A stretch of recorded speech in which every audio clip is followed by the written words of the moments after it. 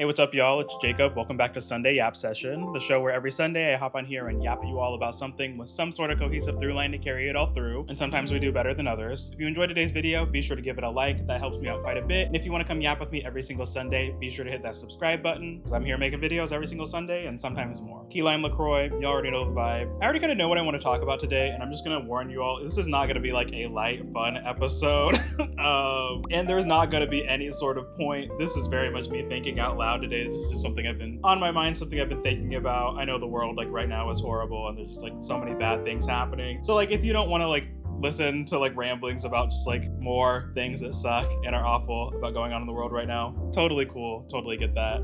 No biggie if you want to skip this one. So I've been thinking about like Palestine a lot. I've been thinking about Gaza. I've been thinking about all of the global conflicts and the genocides going on right now. And not only just how I feel about those and how it feels on like an emotional, psychological level to be witnessing all of these horrible things every single day, and then just like living my life as normal and keeping it pushing and kind of grappling with like, I guess like guilt to some degree, how I'm able to live my life when people are being blown apart, having their children blown apart, having to like deal with burying their families and things like that. And all of these just like horrible things going on. And this isn't going to be like a woe is me thing. Like this isn't, we're not talking about my feelings in the context of like, this is so bad for me, this is so horrible. Being an American in all of this is probably like the most privileged position I can be in. However, I've been thinking about all of that, and I've been thinking about like the role that we as Americans on like an individual level, and I'm not making any statements that I'm going to try to like generalize towards anybody else, but mostly just very focusing on me and kind of my role in all of this and how I am connected to the systems that are allowing these things to happen in the context of being American, but also in the context of being a Black American, because I think that that is a very interesting sort of situation to be in, and it feels like a very like paradoxical kind of catch-22 situation.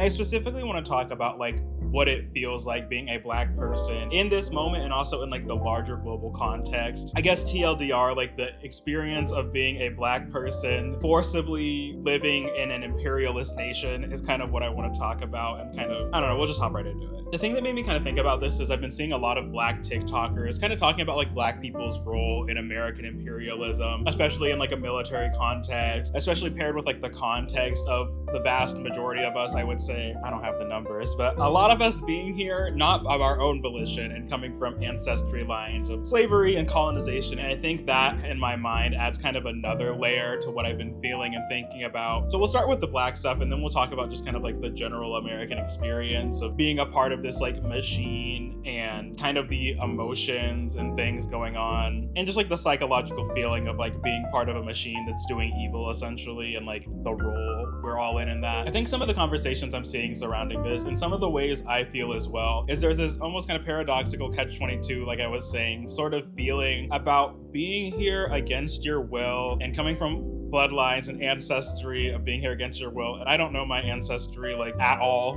really, both because through the process of slavery, who would have thought a lot of these people were not keeping records about like our family ties and things like that. And also I am a transracial adoptee, so I was adopted by white people and I have no connection to the people that like gave birth to me. So like there's like several degrees of separation where which I don't have a clear understanding of where my ties are and how my bloodline got to this country essentially. But like if we had to guess I'm a descendant of slavery, we're gonna make that assumption. And so it's kind of wild just thinking about like America participating in American imperialism and just being involved in like what this country does and how it performs and things like that, when like quite frankly I was not supposed to be here in the first place. And I think a lot of like Black cultural identity, especially when it comes to like America, is kind of like making the best out of a horrible situation, because there's like the whole slavery aspect of a lot of us just like coming here against our will, and then you have like the whole colonization aspect as well. Like a lot of us are living on like stolen land, indigenous land, things like that. So like a lot of our existence, in my perspective, is built upon a horrible situation and then like taking other people's land essentially. And we've kind of had to make a space for ourselves. And so I think about that context of how I got here. I think about just like all the things that have led us to where we are, like all the wars that have happened and all of the international relations and things like that. And like obviously for the vast majority of our history, Black people have haven't been running the show and haven't had like a ton of political power up until like quite recently in the grand context of American history. And a lot of us have had to, or I'm not gonna get into like the had to or chose to or things like that, because I wasn't alive at the time and I don't know like the stakes, but like, you know, participating in the military and fighting wars and things like that, doing all of these things for many people out of survival or like a way to get access to education or just the only choice, XYZ, and like I said, I'm not gonna get too in the military stuff because I try to stay in my lane when I'm talking about things. And I frankly just don't know enough about the American military and the reasons why people participate in the military and things like that. So I'm not gonna get into all that. But it's like we're all basically in this country and we're all functioning based off of a series of choices that have chain reactions and chain implications over generations and generations and generations. And we are at the place we are now, where America is like a super big superpower, is funding genocide, is doing all of these like horrible things in many places in the world. And it feels very weird to like be in that situation where like inadvertently, through the way I spend my money and the way I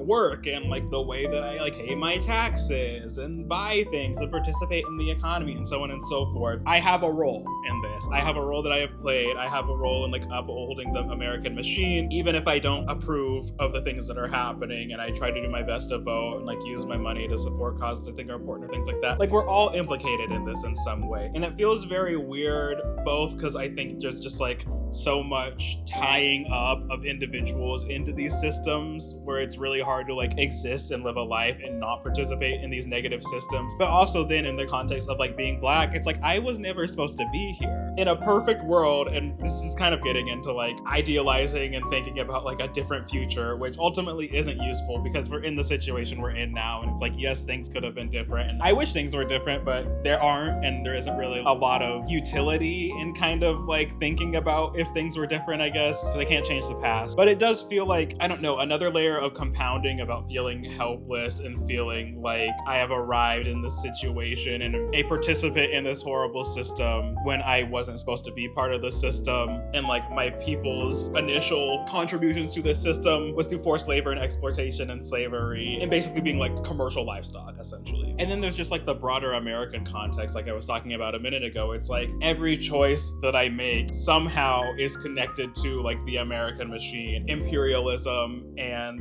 dominating nations and all of this stuff, like genocide and yada yada yada. Where I bang, the place that I work, probably having investment ties to Israel and like all these other things, and like the war and like war machines and things like that. It's like the people that I pay my rent to, what are they doing with the money that I contribute? Where I buy my groceries, where are these companies doing with the money that I'm spending on my groceries? It's like where I live, like who owned this land before I lived here? Obviously it's not on me as an individual to like fix all of these problems, and I think we're all, regardless of how much effort you put in, like you're gonna be involved in this somehow. There's almost like a helpless feeling, like a wrapped up in this feeling where, I don't know, it's hard to describe. And I think this kind of explains why, at least to me, why we're seeing more and more people doing these like self-immolation acts, like these very extreme acts of protest. And I think I listen to a lot of the people that have done this, like their reasoning as to why they do these things and why they're taking this method of extreme protest. And I think I'm seeing a lot of these same sentiments. So I think I'm not the only one who feels this way. Like we're so intertwined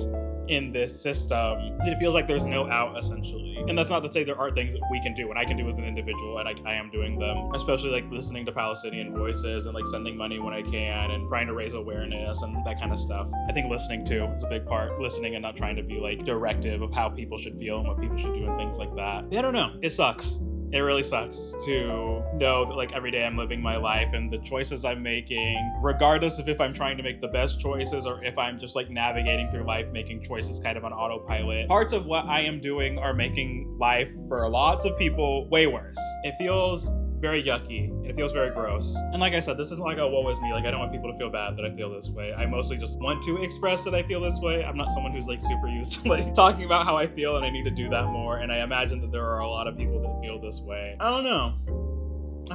It's like in a lot of ways I feel like I said, I can do what I can, but a lot of this feels just kind of like sitting back and watching. And it's like I can do more and we can all do more, and like maybe that's like the answer. Maybe there's like a certain point at which you're doing everything you can, and maybe not that these feelings go away, but they feel like less intense. I don't know. I think in a lot of ways too, like I think this isn't necessarily like, I mean, I'm purely talking about this in the context of the genocide in Palestine and like the genocide in Congo and Sudan and things like that. But also like I feel like this is a lot of things like climate change, a rise of fascism in this country and things like that. And I'm definitely like not a doomer. I don't like getting into that doomer territory. I don't like engaging and interacting with people that think like everything is just going to be bad and there's no point and we're just gonna like lie down and rot and watch the world like set on fire. Like I'm not of that ideology. I don't think that's what I'm giving off, but in case it's unclear, I don't mess with any of that. I've also been thinking, and I think this is tangentially related, about kind of just like the hero narratives we've been served in this country. I think a lot about like just American media, like movies and film and comics and things like that. Especially like I've been thinking a lot about like Marvel stuff, the Avengers, or just like superhero things in general, like Spider-Man, I don't